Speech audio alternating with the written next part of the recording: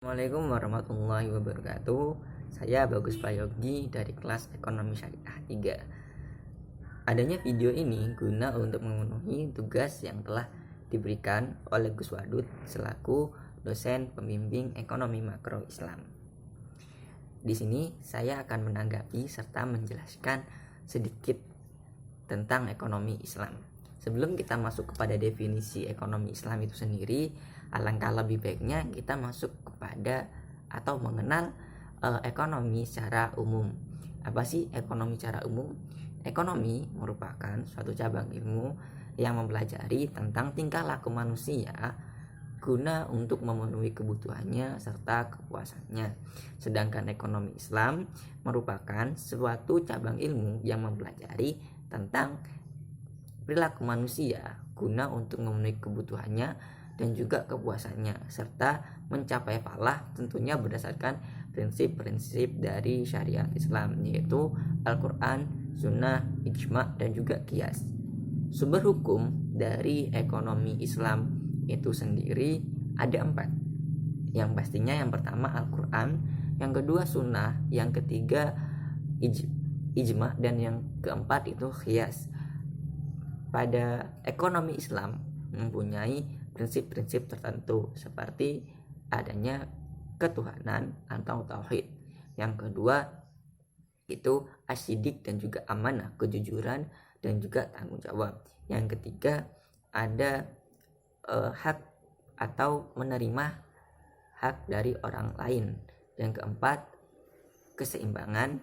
Yang kelima tolong menolong, dan yang terakhir adalah yang terakhir itu adalah keadilan. Prinsip-prinsip dari ekonomi Islam haruslah bebas dari yang namanya goror, maisir ataupun riba. Jadi pertanyaannya, apa sih perbedaan antara ekonomi Islam, ekonomi kapitalisme, dan juga ekonomi sosialisme? Secara umumnya saja bahwa perbedaan antara ketiganya bahwa ekonomi Islam itu terkait dengan syariat agama Islam, sedangkan pada ekonomi kapitalis itu berdasarkan hasil dari pemikiran manusia. Begitupun sosialis juga berdasarkan hasil dari pemikiran manusia. Yang kedua, mekanisme pasar. Mekanisme pasar yang terjadi pada ekonomi Islam selalu diikat dengan syariat agama Islam, sedangkan pada ekonomi kapitalis itu bebas dilakukan oleh setiap individu. Sedangkan pada sosialis tentunya terikat oleh pemerintah yang mengeluarkan barang ataupun yang memerintah untuk memproduksi suatu barang itu adalah dari pemerintah. Itu secara umumnya. Jika mengenai tentang pendapat saya tentang apakah relevankah ekonomi Islam digunakan di Indonesia yang sekarang itu, kebanyakan dari warga Indonesia Timur ataupun masyarakat Indonesia Timur itu tidak beragama Islam.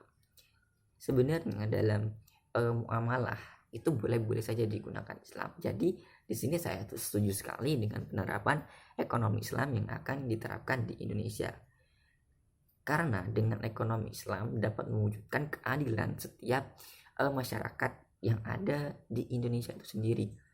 Kita ambil contoh bahwa di bank syariah atau bank muamalah sekarang tidak hanya dari orang Islam sendiri, bahkan dari orang yang non-Islam itu juga memakai jasa dari bank syariah karena mereka mengetahui keuntungan dan juga falah yang mereka dapatkan jika mengikuti ekonomi Islam. Tentunya ekonomi Islam tidak semerta-merta keluar dari jalurnya, bahwa ekonomi Islam selalu berdasarkan syariat agama Islam.